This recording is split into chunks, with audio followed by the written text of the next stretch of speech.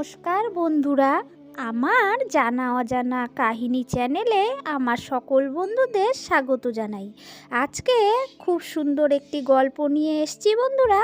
গল্পটি আশা করছি আপনাদের খুব ভালো লাগবে। পুরো গল্পটি জুড়ে থাকবেন বন্ধুরা, এটা আমার কাছে অনুরোধ। পুরো ভিডিওটি দেখার পর যদি ভালো লাগে লাইক কমেন্ট শেয়ার করতে ভুলবেন না। নতুন বন্ধুরা আমার এই ছোট্ট চ্যানেলটিকে সাবস্ক্রাইব করে পাশে থাকবেন। চলুন বন্ধুরা আজকের ভিডিওটি শুরু করি। সুদামা ছিলেন শ্রীকৃষ্ণের বাল্যবন্ধু। এটা বিশ্বাস করা হয় যে সুদামা পৃথিবীতে জন্ম নিয়েছিলেন কৃষ্ণের সাথে দেখা করতে এবং তার কর্মে অংশ নিতে প্রস্তুত। তিনি ভগবান বিষ্ণুর একজন প্রকৃত ভক্ত বলেও বিশ্বাস করা হয়। সুদামা একটি নিম্নবিত্ত পরিবারে জন্মগ্রহণ করেন। অন্যদিকে কৃষ্ণ ছিলেন রাজকীয় পটভূমি থেকে। যাই হোক, তাদের মর্যাদার পার্থক্য তাদের প্রকৃত বন্ধুত্ব বন্ধনকে বাধা দেয়নি। দুজন সুদামা এবং কৃষ্ণ অবিচ্ছেদ্য ছিল। এদের একতা গ্রহের সামনে সত্যিকারের বন্ধুত্বের উদাহরণ। বন্ধুত্ব দিবসের শুভ উপলক্ষে প্রায়ই তাদের স্মরণ করা হয়। একসঙ্গে লেখাপড়া শেষ করে বেশ কয়েক বছর যোগাযোগ হারানোর পরও আবার দেখা হওয়ার আশা ছাড়েনি তারা।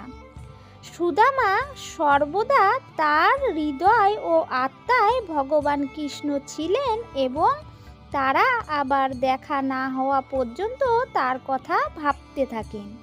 বহু বছর পর সুদামা যখন কৃষ্ণের সাথে দেখা করেছিলেন, সেই পুরো ঘটনাটি অবিস্মরণীয় এবং হৃদয়স্পর্শী। আজও সেই সময়গুলোর কথা মনে পড়লে আমাদের চোখে জল আসে। বন্ধুত্বের কথা, দুজনে একে অপরের প্রতি যে ভালোবাসা ছিল। ভগবান কৃষ্ণ এবং সুদামা শৈশবের বন্ধু এবং গুরুকুলের সহপাঠী ছিলেন। গুরু সন্দীপনীর নির্দেশনায় অধ্যয়ন করেছিলেন। শিক্ষা জীবন শেষ হওয়ার পর তারা আলাদা হয়ে যায়, কিন্তু কৃষ্ণ বা সুদামা কেউই তাদের ঈশ্বরিক বন্ধুত্ব ভুলতে পারেনি। কৃষ্ণ সুদামা দুজনেই বড় হয়েছেন। সুদামাও তার স্ত্রী দারিদ্র পীড়িত জীবনযাপন করেন, কিন্তু তিনি ছিলেন ধর্মীয় পথে নিবেদিত প্রাণ। মানুষকে ধর্মীয় পথ শেখাতেন এবং তাই তাদের জীবনে প্রকৃত অর্থ জানাতেন। এদিকে শ্রীকৃষ্ণ দ্বারকার রাজা হন।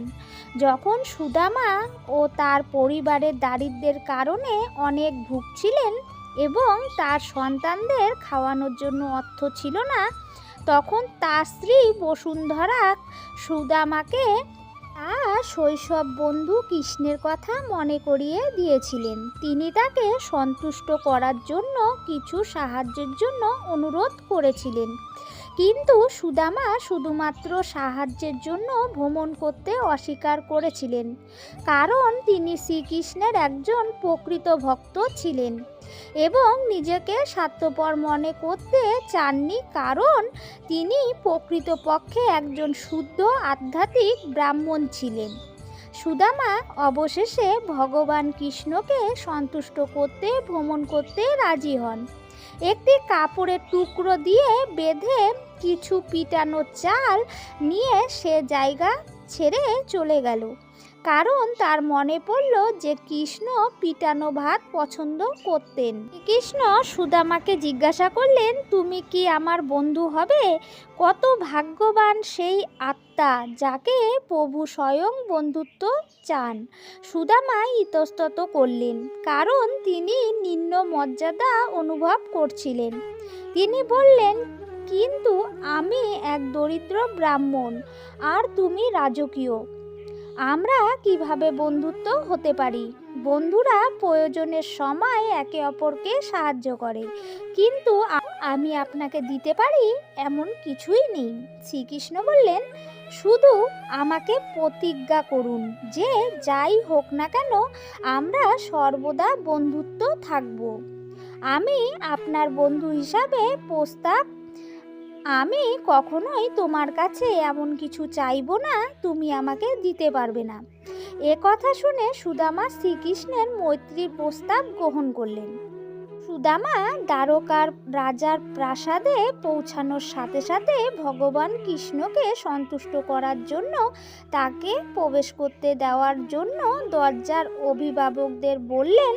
তিনি আরও বলেছিলেন যে কৃষ্ণ আমার ছোটবেলার বন্ধু। এমনকি দরজার অভিভাবক তার সাথে পাগলের মতো আচরণ করছিল, কারণ তার অবস্থা এতটাই খারাপ ছিল যে তার কাপড় ছিঁড়ে গেছিল। কিন্তু তিনি অভিভাবকের অনুরোধ করছিলেন কৃষ্ণকে তার আগমন সম্পর্কে অবহিত করার জন্য। অনেক অনুরোধের পর অভিভাবকরা কৃষ্ণকে সুদামার সম্পর্কে জিজ্ঞাসা করার সিদ্ধান্ত নেন। অভিভাবক কৃষ্ণকে সুদামার দরজার আগমনের কথা জানান। ভগবান কৃষ্ণ দেখতে আগ্রহী ছিলেন বলে সব কিছু ছেড়ে দরজার দিকে দৌড়ে গেলেন। কৃষ্ণ তার পুরানো বন্ধুকে খুঁজে বের করতে খুব খুশি হলেন। সুদামার সামাজিক মর্যাদার কথা চিন্তা না করে অনেকক্ষণ রাস্তার মধ্যে তাকে জড়িয়ে ধরে, এমনকি সবাই এতটাই হতবাক হয়েছিলেন যে দারিদ্র ব্রাহ্মণ ছিলেন দ্বারকার রাজা ভগবান কৃষ্ণের মিত্র, যিনি গ্রহে বন্ধুত্ব শব্দের নতুন ভিত্তি স্থাপন করেছিলেন। সুদামা সেখান থেকে ফিরে যেতে চেয়েছিলেন, কারণ তিনি চাননি যে কৃষ্ণ তার কারণে জনসাধারণের কাছে অপমানিত হন। তবুও কৃষ্ণ তাকে থামিয়ে দিলেন। তার রক্ষীদের সুদামাকে তার প্রাসাদে স্বাগত জানাতে বললেন।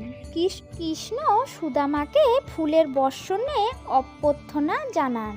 সুদামাকে ঈশ্বরীয় চিকিৎসার জন্য তিনি তার হাত দিয়ে সুদামার পা ধুয়েছিলেন। কৃষ্ণ তার দাসীকে সুদামার সমস্ত ছিঁড়ে যাওয়া পোশাক পরিত্রাণ পেতে বলেছিলেন এবং রাজকীয় পোশাক দিয়ে তাকে স্বচ্ছন্দ বোধ করতে বলেছিলেন, এবং সুদামা তার বন্ধু কৃষ্ণের প্রত্যাশিত রাজকীয় আচরণ দেখে কাঁদছিলেন। তারপর কৃষ্ণ সুদামাকে তার দাসী দ্বারা পরিবেশন করা খাবারের বিস্তুতি নিবেদন করলেন।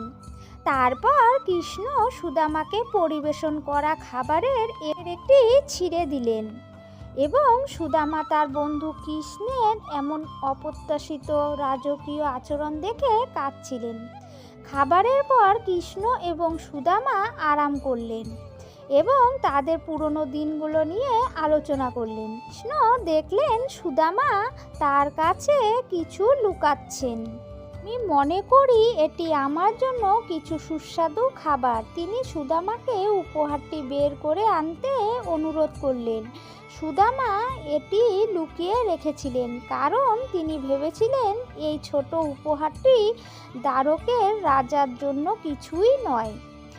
কিন্তু কৃষ্ণ উপহারটি মৃদুভাবে গ্রহণ করলেন, যা ছিল এক টুকরো কাপড়ের সাথে বাঁধা কিছু চাল, এবং কৃষ্ণ একটি উপহারের জন্য টনটন প্রশংসা করেছিলেন যে এই উপহারটি তার জীবনে পাওয়া সেরা উপহার ছিল, এবং এটি খেতে শুরু করে এবং ভাতটি তার স্ত্রীর সাথে ভাগ করে নেয়। রুক্মিণী দেবী লক্ষ্মীর অবতার। কয়েক ঘন্টা পরে সুদামা তার বাড়িতে ফিরে যাওয়ার সিদ্ধান্ত নেন। যাওয়ার আগে কৃষ্ণ বললেন পুরনো স্মৃতি আলোচনা করতে গিয়ে তিনি সুদামার কাছে যাওয়ার কথা জিজ্ঞাসা করতেও ভুলে গিয়েছিলেন। কৃষ্ণ এবং সুদামার গল্প আমাদের এই পৃথিবীতে বন্ধুত্বের আসল অর্থ। এই মূল্য শিখায় আমাদের বন্ধুদের আর্থিক অবস্থা নির্বিশেষে সবসময় সাহায্য করতে হবে। পথে কৃষ্ণ সুদামাকে থামিয়ে প্রকাশ্যে জড়িয়ে ধরলেন। এটি বন্ধুত্বের অমর উদাহরণ দেখায়। এই কারণে আমরা যখনই বন্ধুত্বের কথা বলি তখনই তাদের স্মরণ করা হয়। ভগবানের জন্য আমাদের ভক্তি ও ভক্তির বিনিময়ে আমাদের কিছু চাওয়া উচিত নয়। আমরা কি চাই আর কি না তা ভগবান আমাদের চেয়ে ভালো জানেন। আমাদের অবশ্যই সব কিছুর জন্য ঈশ্বরকে বিশ্বাস রাখতে হবে, কারণ সব কিছু তার পছন্দ অনুসারে ঘটে। ঈশ্বর আমাদের চেয়ে অনেক ভালো পরিকল্পনা তৈরি করেন। আমাকে বিশ্বাস করুন, সুদামার ক্ষেত্রে কৃষ্ণ তাকে অর্থ ও সম্পদ দিয়ে পুরস্কৃত করেছিলেন, যদিও সুদামা ভগবানের কাছে কিছু চায়নি। ঈশ্বর সর্বদা সত্য লোকেদের পুরস্কৃত করে। আপনি হয়তো ভাবছেন কৃষ্ণ সুদামাকে পুরস্কৃত করেছিলেন কারণ তিনি ছিলেন বাল্যবধূ, কিন্তু তা সঠিক নয়। কৃষ্ণ তাকে পুরস্কৃত করেছিলেন কারণ তার সমগ্র জীবনকালে সুদামা আধ্যাত্মিকতার পথ অনুসরণ করেছিলেন এবং অন্যকে ধর্মীয় কর্তব্য সম্পর্কে শিক্ষা দিয়েছিলেন।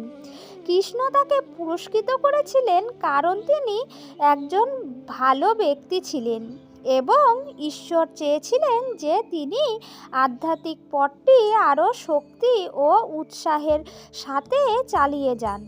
এটি ছিল কৃষ্ণ ও সুদামার প্রতিশ্রুতির সৌন্দর্য। ঈশ্বর সর্বদা সত্য লোকেদের পুরস্কৃত করেন।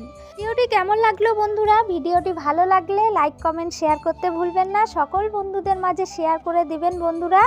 একটু পাশে থাকবেন। নতুন বন্ধুরা চ্যানেলটিকে সাবস্ক্রাইব করে রাখবেন। সবাই ভালো থাকবেন, সুস্থ থাকবেন। ধন্যবাদ বন্ধুরা।